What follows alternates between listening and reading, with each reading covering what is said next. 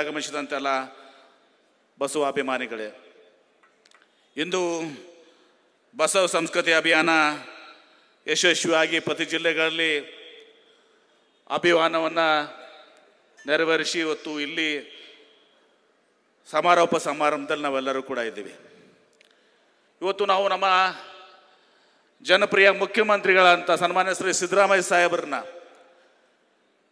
ಇವತ್ತು ನಾವು ಗೌರವಿಸ್ತಾ ಇದ್ದೀವಿ. ಯಾಕೆ ನಾವು ಅವ್ರನ್ನ ಗೌರವಿಸ್ತಾ ಇದ್ದೀವಿ? ಇವತ್ತು ಸರ್ಕಾರಿ ಕಚೇರಿಗಳಲ್ಲಿ ಇವತ್ತು ಸಹ ಬಸವಣ್ಣವರ ಭಾವಚಿತ್ರ ಇವತ್ತು ಸಹ ಹಾಕಬೇಕು ಅಂತ ನಿರ್ಣಯ ತಗೊಂಡಂಥವ್ರು ನಮ್ಮ ಮುಖ್ಯಮಂತ್ರಿಗಳಾದಂಥ ಸಿದ್ದರಾಮಯ್ಯನವರು. ಇವತ್ತು ವಿಜಯಪುರದಲ್ಲಿ ಬಸವ ಜನ್ಮಭೂಮಿ, ವಿಜಯಪುರದಲ್ಲಿ ಮಹಿಳಾ ವಿಶ್ವವಿದ್ಯಾಲಯಕ್ಕೆ ಇವತ್ತು ಸಹ ಅಕ್ಕ ಮಹಾದೇವಿ ಹೆಸರನ್ನು ಇಟ್ಟಂಥವ್ರು, ನಿರ್ಧಾರ ಮಾಡಿ ಹೆಸರಿಟ್ಟಂಥವ್ರು ನಮ್ಮ ಮುಖ್ಯಮಂತ್ರಿಗಳಂತ ಸಿದ್ದರಾಮಯ್ಯನವರು. ಇವತ್ತು ತಮ್ಮೆಲ್ಲರ ಒಂದು ಬೇಡಿಕೆ ಆಗಿತ್ತು,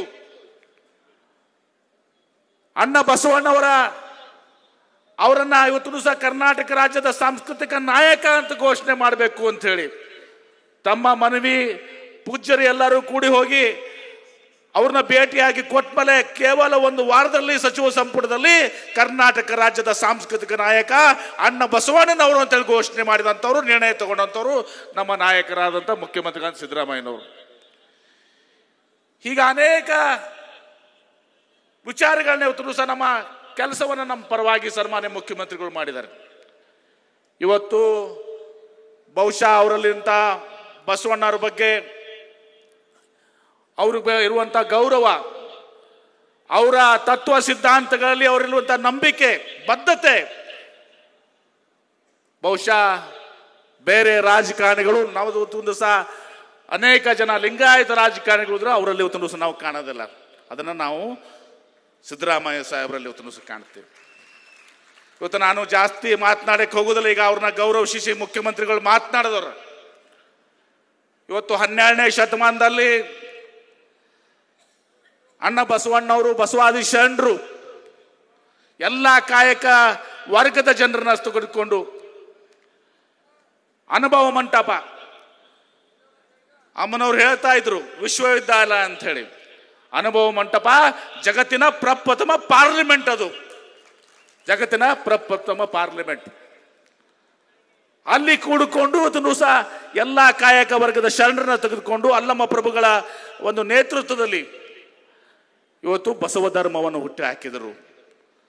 ಇವತ್ತು ವಚನ ಚಳವಳಿ, ಆಡು ಭಾಷೆಯಲ್ಲಿ ಕನ್ನಡದ ವಚನಗಳನ್ನ ಇವತ್ತು ಮೂಲಕ ಜನಸಾಮಾನ್ಯರಿಗೆ ಇವತ್ತು ಸಹ ಈ ಬಸವ ಧರ್ಮದ ಜಾಗೃತಿಯನ್ನು ಉಂಟು ಮಾಡೋಕ್ಕೆ ಪ್ರಯತ್ನ ಮಾಡಿದರು. 12ನೇ ಶತಮಾನ ತಾವು ಊಹಿಸ್ಬೇಕು ಹೆಂಗಿತ್ತು ಅಂತೇಳಿ. ಬಹಳ ಕ್ಲಿಷ್ಟಕರವಾದಂಥ ಒಂದು ಸಮಯ ಅದು. ಆ ಸಂದರ್ಭದಲ್ಲಿ ಅಸ್ಪೃಶ್ಯತೆ ಹೋಗಬೇಕು, ಅಸಮಾನತೆ ಹೋಗಬೇಕು, ಸಮಾನತೆ ಬರಬೇಕು, ಮೂಢನಂಬಿಕೆಗಳು, ಅನಿಷ್ಟ ಪದ್ಧತಿಗಳು ಇವೆಲ್ಲವೂ ಕೂಡ ಹೋಗಬೇಕು, ಒಂದು ಸುಂದರ ಸಮಾಜ ನಿರ್ಮಾಣ ಆಗಬೇಕು, ಒಂದು ಸುಂದರ ನಾಡು ನಿರ್ಮಾಣ ಆಗಬೇಕಂತೇಳಿ ಬಸವ ಧರ್ಮವನ್ನು ಸ್ಥಾಪಿಸಿದಂಥವ್ರು. ಮಾದಾರ ಚೆನ್ನಯ್ಯ ಸ್ವಾಮೀಜಿಯವರು ಹೇಳಿದ್ರು, ಇವತ್ತು ಒಂದು ವೇಳೆ ಕಲ್ಯಾಣ ಕ್ರಾಂತಿ ಆಗದೆ ಹೋಗಿದ್ರೆ ಇವತ್ತು ನಾವು ಇಲ್ಲಿ ಇವತ್ತು ಮಾತನಾಡ್ತೀವಿ ಲಿಂಗಾಯತರು 17%, 15%, 20% ಅಂತೇಳಿ. ಬಹುಶಃ ಮಾದಾರ ಚೆನ್ನಯ್ಯ, ಡೋಹರ ಕಕ್ಕಯ್ಯ, ಅಂಬಿಗರ ಚೌಡಯ್ಯ ಇವತ್ತು ಸಹ ಎಲ್ಲರೂ ಸಹ ನಾವು ಬಸವ ಧರ್ಮದಲ್ಲಿ ಇರ್ತಿದ್ವಿ, ಲಿಂಗಾಯತ ಧರ್ಮದಲ್ಲಿ ಇರ್ತಿದ್ವಿ. ಕಾರಣಾಂತರಗಳು ಇವತ್ತು ಸಹ ನಾವು ಛಿದ್ರವಾಗಿದ್ವಿ. 900 ವರ್ಷ ಇವತ್ತು ಸಹ ಕಳೆದಿದೆ. ಬಹಳಷ್ಟು ನೀರು ಇವತ್ತು ಸಹ ಹರಿದು ಹೋಗಿದೆ. ಇಂಥ ಸಂದರ್ಭದಲ್ಲಿ ಮತ್ತೆ ಇವತ್ತು ಸಹ ಈ ಒಂದು ಬಸವ ಸಂಸ್ಕೃತಿ ಅಭಿಯಾನದ ಮೂಲಕ ಎಲ್ಲ ಪರಮ ಪೂಜ್ಯ ಮಠಾಧೀಶರು ಇವತ್ತು ಒಕ್ಕೂಟದಿಂದ ಬಸವ ಜಾಗೃತಿಯನ್ನು ಉಂಟು ಮಾಡಬೇಕು. ಮತ್ತೊಮ್ಮೆ ಈ ನಾಡು, ಈ ದೇಶ ಬಸವ ಭಾರತ ಆಗಬೇಕು, ಬಸವ ಸಂಸ್ಕೃತಿ ಆಗಬೇಕು ಅಂತ ತಿಳ್ಕೊಂಡು ಇವತ್ತು ಸಹ ಅಭಿಯಾನವನ್ನು ಮಾಡ್ತಾ ಇದ್ದಾರೆ. ಇವತ್ತು ನಾನು ಅವ್ರ ಪೂಜ್ಯ ಶ್ರೀಗಳೆಲ್ಲರಿಗೂ ಕೂಡ ಇವತ್ತು ಅಭಿನಂದಿಸ್ತೇನೆ. ನಾವು ಯಾರ ವಿರೋಧನೂ ಕೂಡ ಇಲ್ಲ. ನಾವು ಮಾತನಾಡೋಗೆಲ್ಲ ಪರಮ ಪೂಜ್ಯ ಶ್ರೀಗಳು ನಾವೆಲ್ಲರೂ ಹೇಳಿದ್ವಿ, ನಾವು ಸಕಾರಾತ್ಮಕವಾಗಿ ಪಾಸಿಟಿವ್ ಆಗಿ ಹೋಗುವಂಥದ್ದು. ನಮ್ಮದೇನಿದೆ, ನಮ್ಮ ಲಿಂಗಾಯತ ಧರ್ಮ ಏನಿದೆ, ಬಸವ ಧರ್ಮ ಏನಿದೆ ಅದನ್ನು ಪ್ರತಿಪಾದಿಸೋಣ. ಬೇರೆಯವ್ರನ್ನ ಟೀಕೆ ಮಾಡುವಂಥದ್ದು ಯಾವುದನ್ನು ಕೂಡ ನಾವು ಹೋಗೋದು ಬೇಡ. ನಮ್ಮಲ್ಲೇ ಬೇಕಾದಷ್ಟು ಸಕಾರಾತ್ಮಕ ನಮ್ಮಲ್ಲಿದೆ.